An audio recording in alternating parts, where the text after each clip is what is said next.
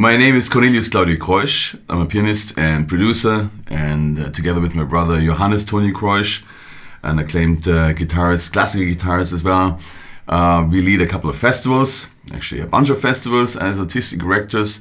And Johannes told me about this amazing guitarist that we needed to book for our festivals. And when I first listened to him, it was clear we have to get him. And I'm very happy I'm sitting here with him today. Welcome, JOSCHO Stephan. Yeah, thank you very much. Or Stefan, as we would probably say in the States. I'm here to find out a little bit more about JOSCHO and what drives his music, what drives his life, and how his upbringing in music and his life in music developed. And I'm trying to find out, where this came from, and maybe we'll hear a little bit where he wants to go later on in the next steps in his career. So JOSCHO, I first heard you in a YouTube video in duo with Pirelli Lagrin. Yeah.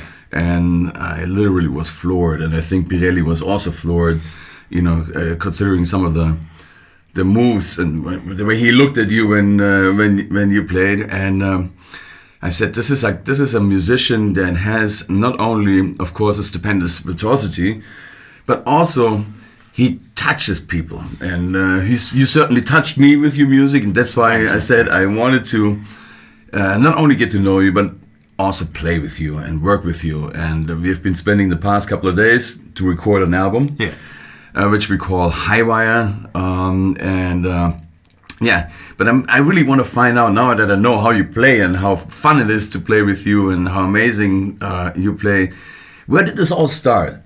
Where did you grow up? Who is this person that's growing up and finding music?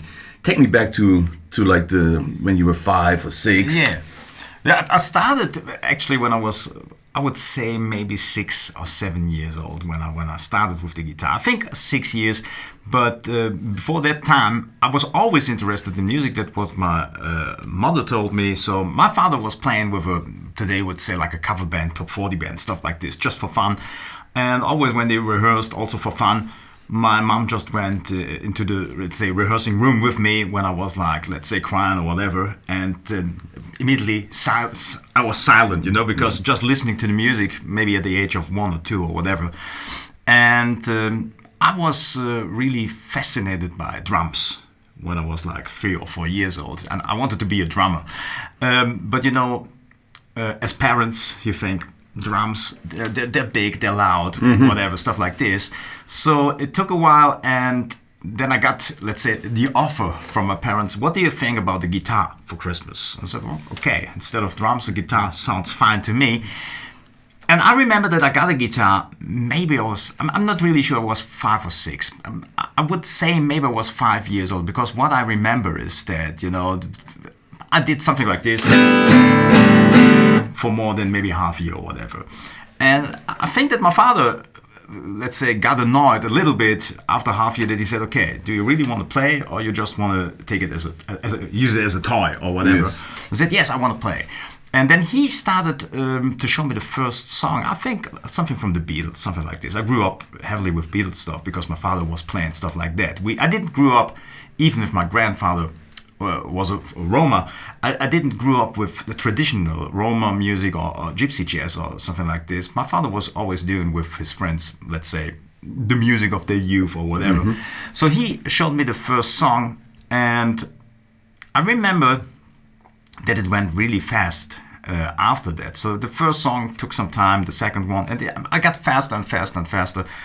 And I think maybe after a few weeks, I was able to play the whole repertoire of my father, and said, I don't know what to show you next, because I don't know more songs or stuff. And did you play together with him? We played together a little bit already then, even if we didn't play it, let's say, pure gypsy jazz or what. We played the Beatles songs together, but we played also some, I remember that my father played some let's say, Schlager, you would say, evergreen or whatever, from the 50s, like Hallo Kleines Fräulein, what is still in my repertoire today, stuff like this, or Bye Bye Blues by Les Paul, because that was one of the favorite songs of my grandmother. So, Les Paul and Mary Ford, they were big in the 50s. And my father played stuff like this, and he showed me chords like that. And I can't really remember if I was playing also melodies or stuff like this, or just, let's say, doing the chords or whatever. So we played together, and that was really the beginning. And I would say back then there was not really a direction, because I was like 6 years old. The only thing that I remember, of course, I wanted to be the fifth Beatle. Everybody wanted to be something like this. I just thought to be, let's say, I want to be a star singer who's playing the guitar. That's what you imagine to be a musician if you're 6 years old. But then the whole thing changed a bit, because my father went with me to the local music school, and it was also a funny scene. I've a lot of things still in my mind. I'm really, if I talk about this, I'm really back now in 1986, seeing me in this room, sitting there with my father, and there was this secretary, and she was asking, "So what do you want to do here?" And my father said, "I just want to bring my son here to this music school so that he can learn guitar." And she said, "But is he able to read music already?" Because I think in school they started with, let's say, learning children that you can read some notation, stuff like this. But I couldn't do that. My father said, "No, he can't read anything, but he can play." And she said, "Oh, I'm not sure if we can do this if he's not able." He said, "Okay, I just asked the guy who is the director of the guitar school," and he came, and he the same question. So, what do you want to do? Is that my father said he wants to get lessons from you, and he can play if you want to. And I remember that I played some songs for him, and the guy said, "Okay, he can start next week." Because it was maybe the first time that they saw a 6-year-old. That's prior to going to elementary school. Yeah. So that was were the first steps, or that were the first steps of getting also lessons. But I wasn't really, let's say, sure about the direction my father either, because he just thought music school, so we will talk about theory and musical knowledge and whatever. And he was thinking, even back then, even if we had not really a jazz background, I think my father was really more thinking like a jazz theory thing. But because of the reason that it was a strict classical let's say, music school, we started with classical music, stuff like this, and that was a different direction, of course, than what I really wanted to do. It took me some years, of course, to find out, but I would say between 6 and 10, these were the only lessons that I got, so classical guitar. But I was always, to be honest, when I was back home, I was always playing more rock music and other stuff. So starting already, I would say, at the age of 10 with improvising, because I just found out that to me it was more important to have some freedom instead of just playing what is written down. So that was, I would say, this was really the beginning. Do you think this is also part of your personality? And how did your personality, in this early age, there's defining moments? Did it change through? Who were you before you started the guitar, and did you become in these first years playing the instrument? What did it change your personality, or is it always the same? It changed really my personality, but I'm not sure it was just really, let's say, the guitar playing, or let's say the whole stuff that was going on back then. But of course, a big part is also maybe because of being a performer or whatever, even at a young age. Because I was a really shy child. I was, let's say, not talking much and really shy. And the guitar was something that I really... Your voice. Yeah, it was my voice, and something that let's say, that I really loved. And, I was playing with other kids and stuff like this, never had a problem with it. I had friends and everything. But I could just sit like for hours in a room playing guitar, so that some people just thought, is everything okay? But I think this is what you maybe... Let's say this is the same answer that you get maybe from every great player today. If you ask him, so what did you, when you are when you were a child, so you played a lot or whatever. And I think, even this description, what is sometimes hard for a lot of players, if they, at a very young age, they are described as this is a whiz kid or whatever. I think most of the great players, I couldn't imagine that somebody like George Benson was not a killer player when he was 12. Yes. You know what I mean? Yes, absolutely. And I think... you would notice these things. Yes. And so I was just really lucky, and I don't want to switch too far away, but I'm just really lucky that I did my first record when I was like 19 or 20. That was just the perfect time to be not too young to get this stamp, once again, there's one guy who's doing gypsy jazz, he's very young, like Birelli, and other players who often had to struggle with the fact that if you're so good at a young age, that people expect you get better and better and better. What is sometimes, I think, is stupid, because some guys are just, let's say, at a young age, they're really ready to play, and some people just need some more time. But I think that don't mean that if you're great with 16, that you're twice as good when you're 32. That's what people sometimes expect from technical virtuosity or whatever.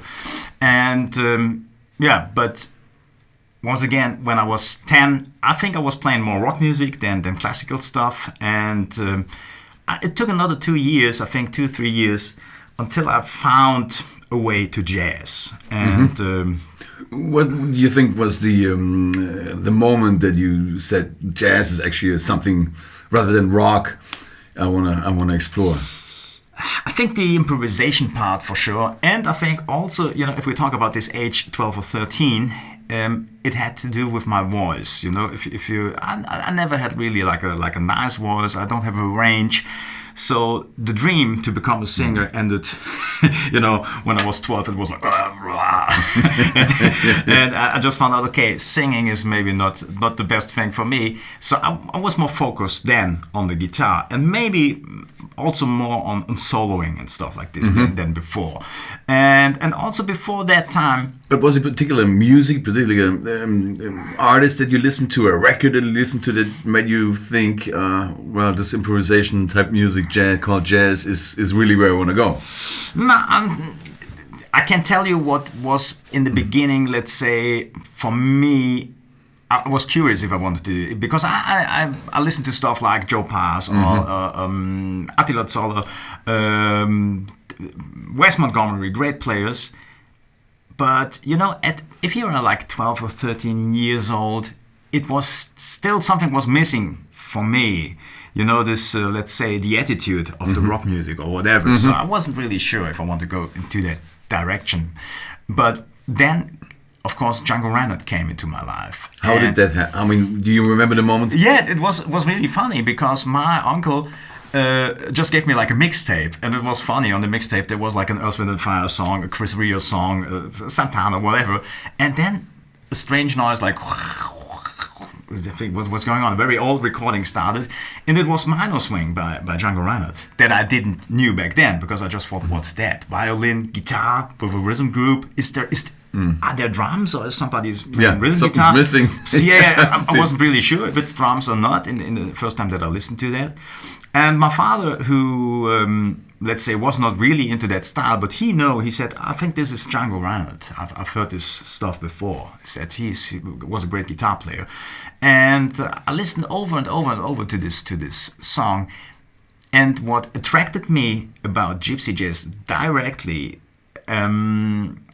compared, let's say, to the mainstream jazz part that I listened before, was this energy. That Django had this rock attitude to me. You know what I mean? The rhythm was like really driving, and he was a virtuoso, but he also had a lot of dynamics in his playing. He was really working his guitar, but let's say not working plain, but with different ideas. His phrasing was not like often jazz phrasing that is very he was always there's a little break, there is something like this, then he's playing louder, then he's doing some chords, and so the whole thing reminded me more, let's say, to rock music or than the other jazz that I listened to, and also this energetic thing. And it contained all the stuff that I loved about music. So this very, let's say, once again, I wanted to be a drummer. So this this rhythm guitar that was really, I loved that. And of course, he was a virtuoso, but he was a very melodic player. And if you listen to the minor swing, it's just really like an improvisation. There's just a little intro and outro. That's it. Not really a head or melody. And I was fascinated. But in the beginning, I was also still like a bit shocked. I think when I heard it, maybe I was 12 or 13. I just listened to the whole record then, but I put it away and thought, okay, I need some time to see if that's the direction. So you heard the song in a mixtape and I said, let me find out more about this guy. Yes, I found the whole record then in the collection of my uncle's house. Okay, you started searching for things. I mean, and the story was to me, the story was hilarious because there was the story of Django on the back cover of the LP that he was playing with 2 fingers and his hand was burned and stuff like a very mythical thing or whatever. And I was really, really impressed by that. But I wasn't really sure if that's the direction that I want to take, because the biggest or hardest part about this kind of music was because my father was not playing gypsy jazz or my uncle, so I didn't grow up in, let's say, a community who was playing that kind of music, is how to play it the right way. And even all the chords, when I was like 12 or 13, I was not really a jazz player. And even if you're a jazz player, in gypsy swing, you play a lot of minor 6, major 6 chords, stuff like this. So different voicings that you use in other styles, other genres. And it took me some time to find out how to do it right. And did you bring the tape to your guitar teacher and say, "Let me learn this. Can you show me what it's all about?" I started with, do you know Django Reinhardt? And said, yes, of course I know. I remember that he had some books that he brought to the lessons then. I think one was from EMI, because I think Django was signed by EMI, and I think they did like a songbook with some Django stuff. But they just let's say, I think the notation was just the melody or stuff like this, something that I could maybe even listen to. And my teacher said directly, I can't help you with stuff like this. So that was the big problem. And this is the good thing about these times now. You can learn all the different, let's say, genres because of YouTube and online lessons and stuff like this. What is really great, it would be much easier back then if I had the chance to, let's say, have an online lesson or whatever with somebody who really knew how to do it. So I had to find out all the stuff by myself. And what helped me was that I got some tapes with some gypsy jazz. I remember I had one with the Rosenberg trio, with Stochelo Rosenberg, great player. Was your father instrumental in getting you this music again, or he helped a lot. We tried to find everything about Django that was possible back then. Okay, so it was clear this became your an early idol. Yes, or it's probably still the interesting thing is that not just me, not just I was really impressed by the whole thing. Also, my father, he's still the biggest Django Reinhardt fan until today. From the moment we both found out, you discovered it together. We discovered it together. That's very beautiful. Because it never, let's say, made a big impression or whatever on my father before the time that we found out together about Django, and he still loves all this Django stuff, and that was I think that was the start of. That's what age again when you got this tape? I think 12, 13. I think with 14. I started. But I'm assuming that in music school you still had to do other things, and did it gradually get more and more room in your musical life? The thing is that I think very soon after I found out about all this stuff, I think I quit and I stopped with the music, because I just found out, okay, I did some classical teaching. What is cool, today I can do something like this.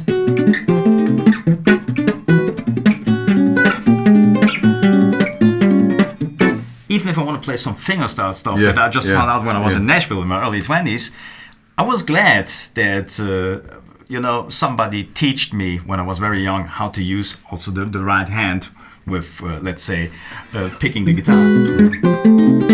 So that was easier for me because I was not playing all my life just with a pick. But that changed completely when I was 14. I was just practicing with a pick, playing the typical gypsy swing licks, and what was really interesting for me is to as a guitar player, mostly you play, the hand is on the, let's say you mute, sometimes even you have palm muting or whatever, and the hand is on the strings, and you play like this, you play alternate picking. And I just found out that don't sound like gypsy jazz. And the technique is really interesting because you have just this really heavy downs very often and rest strokes, so that you get this.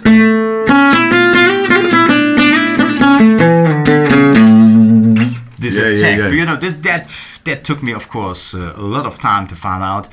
And back to this Rosenberg video, Rosenberg trio video.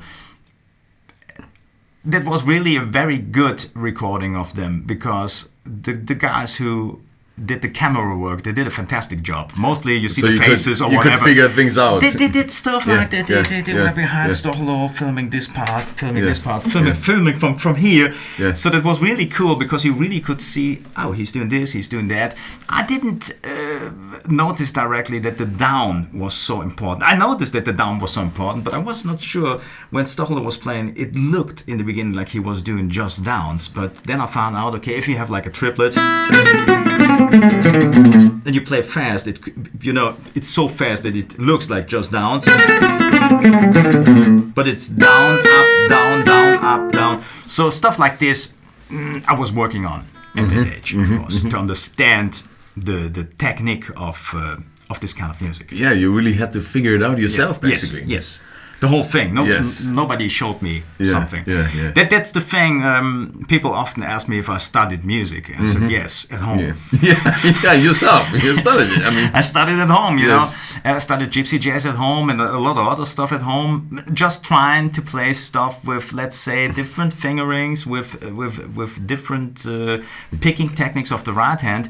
But on the other side, I think I'm very glad. Today I'm very glad that there was nobody who showed me directly how to do it right. Because once again, if we talk about all the stuff that is available today, it's great that you can learn everything, but I made a lot of mistakes that became my personal style. Exactly. I think that's crucial. That's absolutely crucial. If you start copying, then it's hard to get out of this box That's again. what I just think, or that's what sometimes is my advice for younger players. If they ask me, say everything is available, it's good to learn all that stuff, but sometimes just try to use your ear. Try to, let's say, play a lick with 3 different variations of your left or right hand to be, let's say, fresh, flexible. Still fresh, versatile, flexible. In your mind when you're playing, because it could be that you're able to play this at this tempo, but maybe it's faster. Then you play whatever, to have some different options so that you can use the same thing over and over, or let's say in different tempi or whatever. And so I would say, of course, today, if you see me, I'm much more than somebody who's just playing the music of Django Reinhardt. That was the first big thing for me. But what I found out, how older I get, is that I don't want to hide all the other stuff that I listened to. Even if it was rock music, I listened a lot to blues. I love this Gary Moore thing. But because of Gary Moore, I learned also a lot of stuff from people like Albert King or B.B. King, or the older blues guys. I always loved that kind of music. I always loved funky music. I wasn't really into classical stuff. I love Brazilian stuff.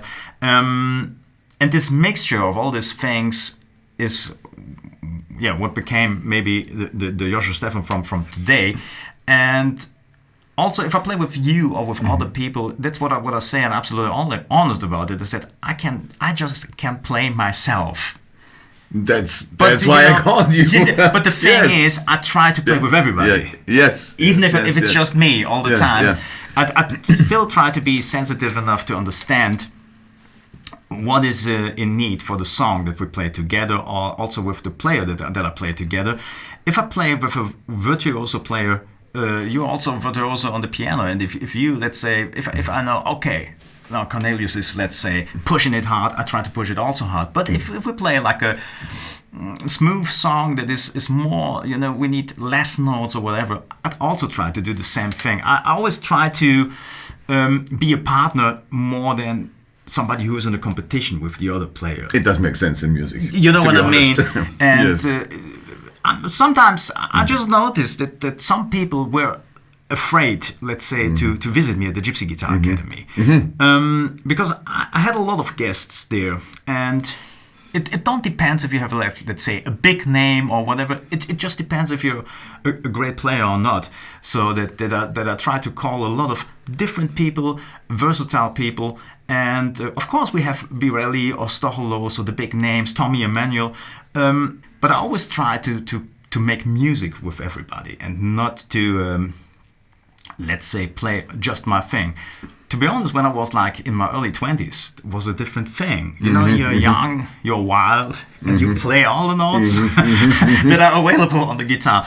But I played them so often that I already know where they are. Yes. But now we jumped ahead. You're already talking about your Gypsy Guitar Academy. You're actually bringing the music to the next generations. And but where we left off was when you were in school and music took over. Yeah. Yes. Was there a moment where school was sort of like in the way, or you know what I mean? I was let's say, I was good at school. Yeah. Keep it like this. I always had like everything was fine. I didn't get a lot of stress, or that my parents get every second day a phone call. Your son was not here or whatever. Yeah. So I just did my job. Okay, yes, that was fine to me. Yeah. And later on, and that was I think this was also for my development, as a person, was really important.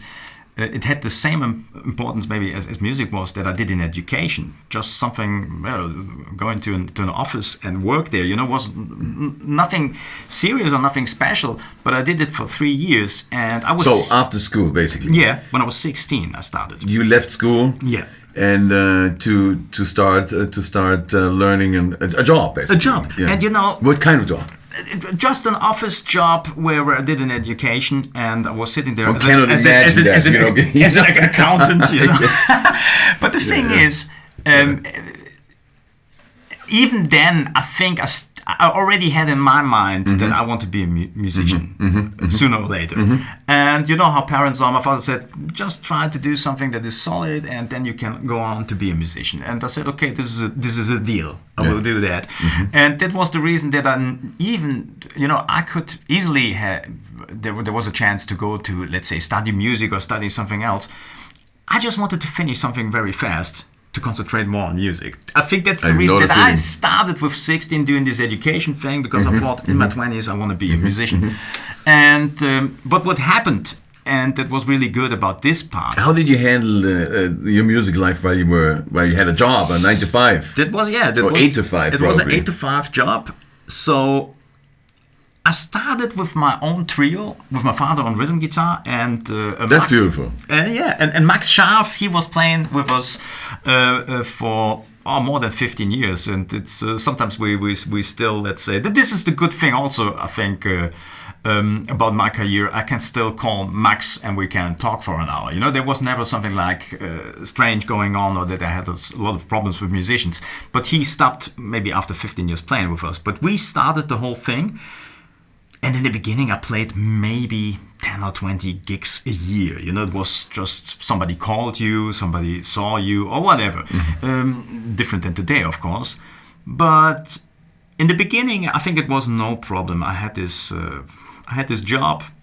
I had time to practice still. I played some gigs. Did you sometimes take the guitar to work? I never took the guitar to work, but it got complicated, I think, later when I started doing my first record. So I think in the first 2 or 3 years, it was no problem for me to, let's say, combine both things. Oh, the funny thing I remember from one of our conversations, you said your boss told you if you want to be creative, that's not the right place. Yes, I remember that he once said to me, he said, "Hey man, you're doing a great job here, but I just want to tell you one thing." I said, "Yeah, what?" He said, "If you're a creative person, this is not the right place for you." And and then I exactly knew, okay, then I have to leave the place. Well, so it was helpful actually to push you out of into the different. Yeah, but the whole, I think the whole story was different because I was working there. Everything was fine because I had time to play guitar.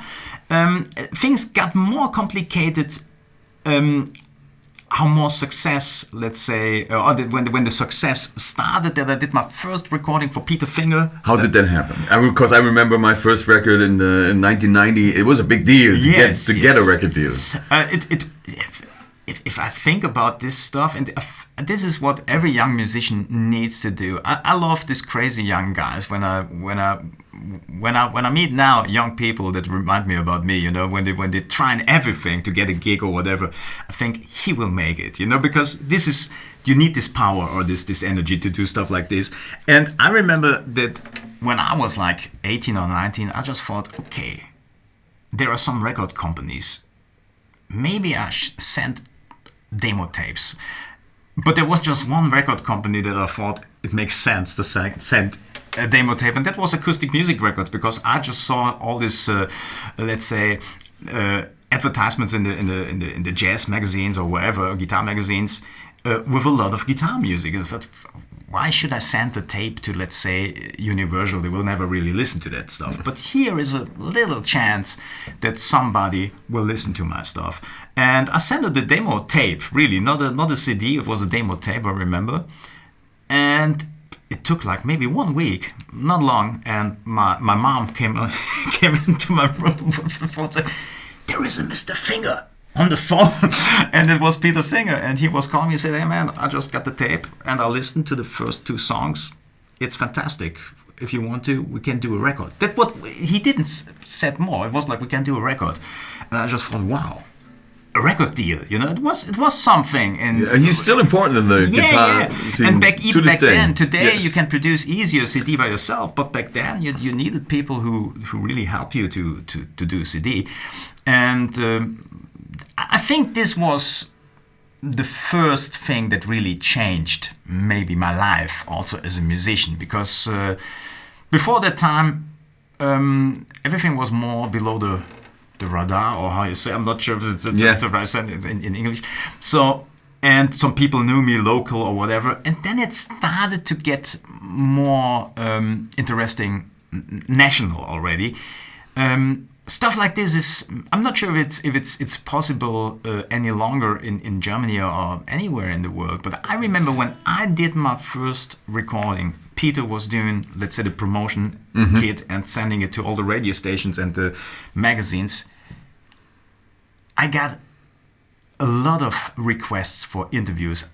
I think I was in every German radio from WDR, HR, NDR, whatever. They all called me, wanted to do a show because they got this new record from the 19-year player.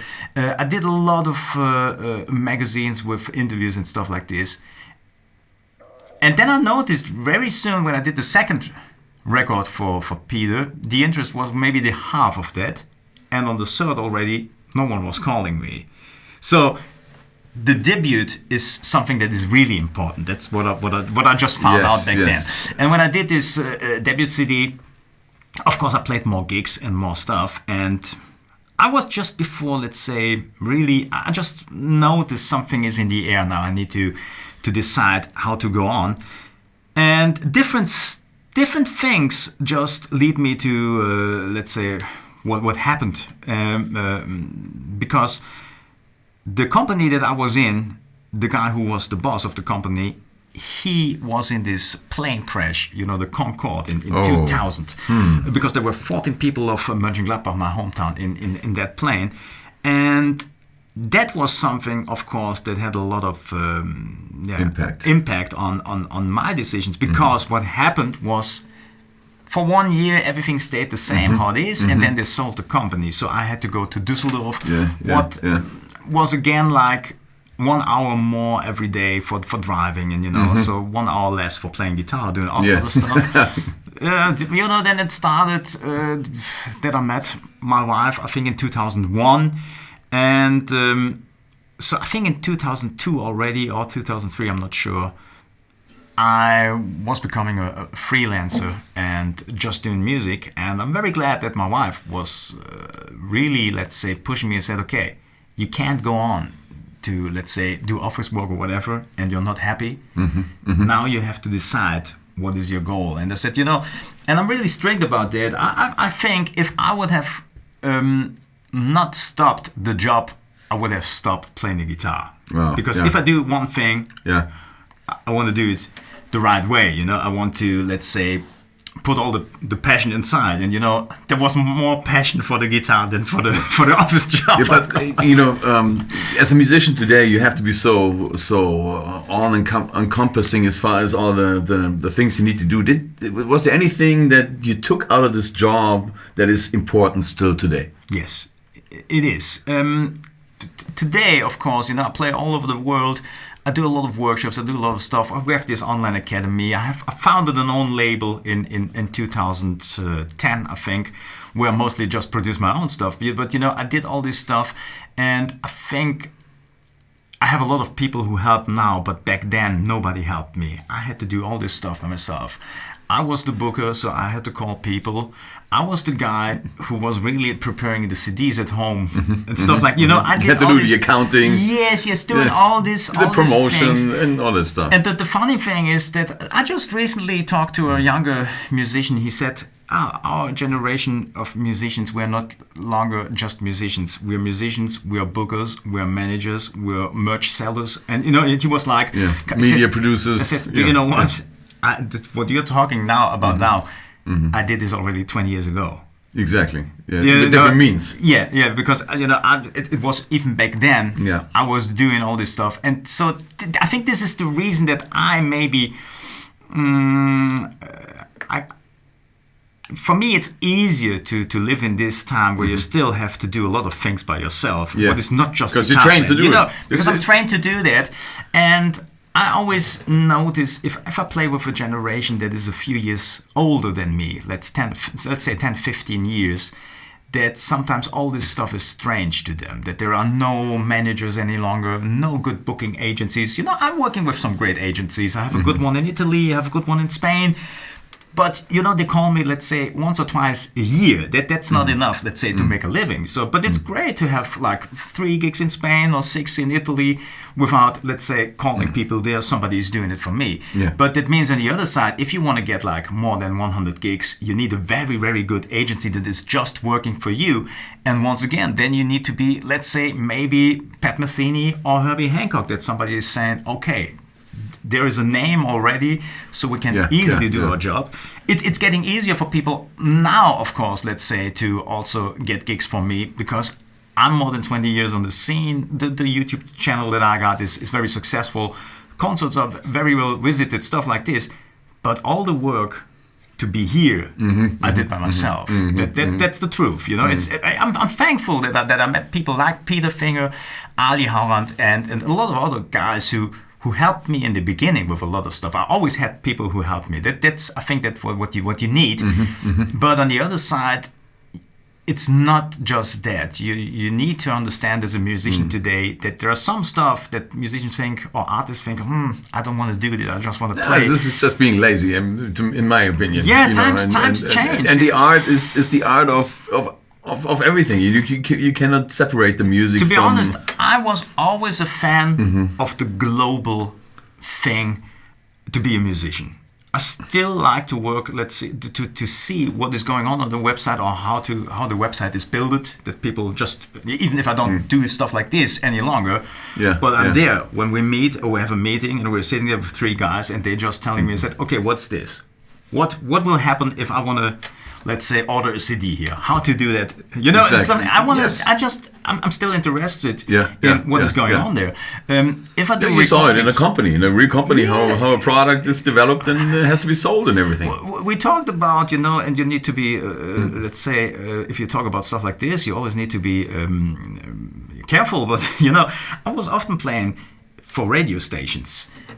And if I saw how they just put the mic in front of my guitar, I was thinking, why? And I just thought, hey, just put it here. This is the right place.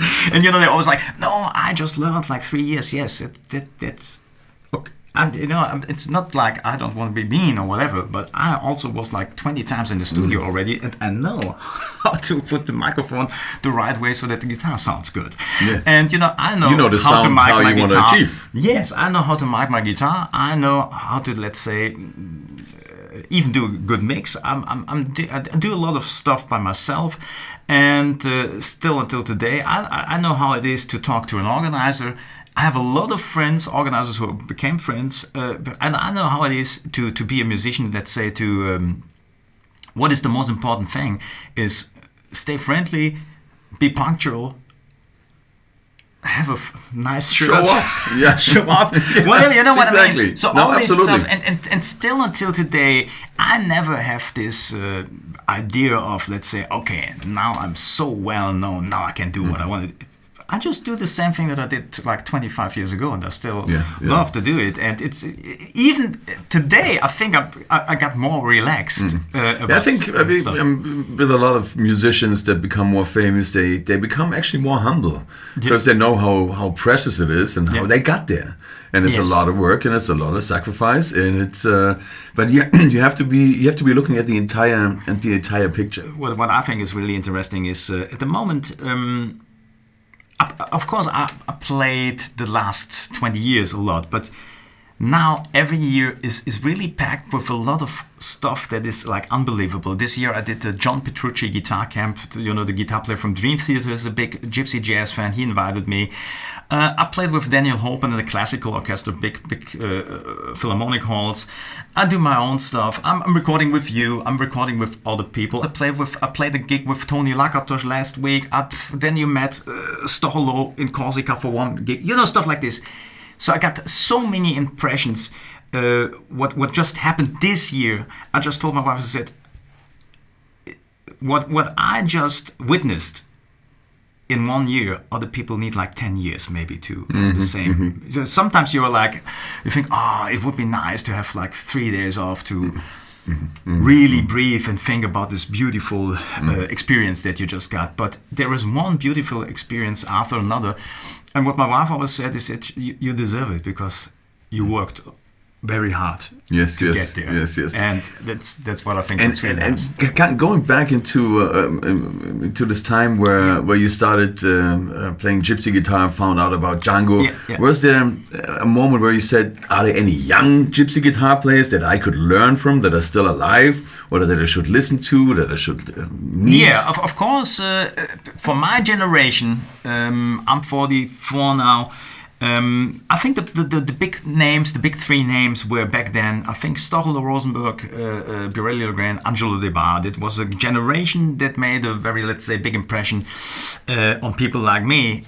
After that, of course, it happened that a new generation came, and even now I'm sometimes still like it's still like for me surprising when a lot of people just wrote me how much they learned from me and how they loved my music. But then I just remember, okay, it was the same for me when I was like 16, was searching for everything that was on the scene. And but to be honest, gypsy jazz, when I started, that was mid-90s. The Rosenberg trio, they were huge, they were big, but in the Netherlands, not that big in Germany. I would say people like Django Reinhardt or Hensje Weiss, their big years were the 70s and maybe the beginning of the 80s, so they were also not really visible any longer. I met Hensje Weiss a few times. He was a beautiful guy. Did you take some lessons? No, not really. We played together, but he was really into different stuff. He was playing more like a mainstream player, just with a bass player, just with Wally Meyer. They were like a duo. So he was, let's say, moved on and said, this was a part of my life, and I'm doing different stuff. Sometimes people get tired of doing the same thing, and he went on with stuff like this. So the gypsy jazz scene in Germany was in the mid-90s. I would say not a lot of stuff was going on. Birelli focused on a lot of different stuff back then. I remember that he did gypsy jazz, then more fusion. He played bass, he played more bebop, stuff like this. So it took some years until he came back. And that was just when Birelli came back, this was also the big comeback of gypsy jazz. I think it was in 2000 or 2001 or something like this, where he did a video, or let's say a new record, and a video with a lot of guests in France somewhere. And then gypsy's thing, since that the last 20 years, it started to grow and grow and getting bigger. But I think, especially in the mid-90s, there was not, for me, there was not really there were not really players that I could visit or whatever to learn something. And to be honest, I never really got lessons from a great gypsy jazz player, because the only lessons that I got was classical, and there was like two guys who showed me some jazz theory, and that's it. All the rest I just tried to find out by myself. Of course, I played with a lot of great gypsy jazz players. That started also after, I think, 2000, that I met people like Dorado Schmidt or Angelo De Bar, Stochelo, Birelli. So I played mostly with let's say, with the big players in that genre. But also, to be honest, that was a lot of fun, and I still love to play with all these guys. But I went on to a different direction today, so that I just thought doing my own things with other people is something that I really love. But gypsy jazz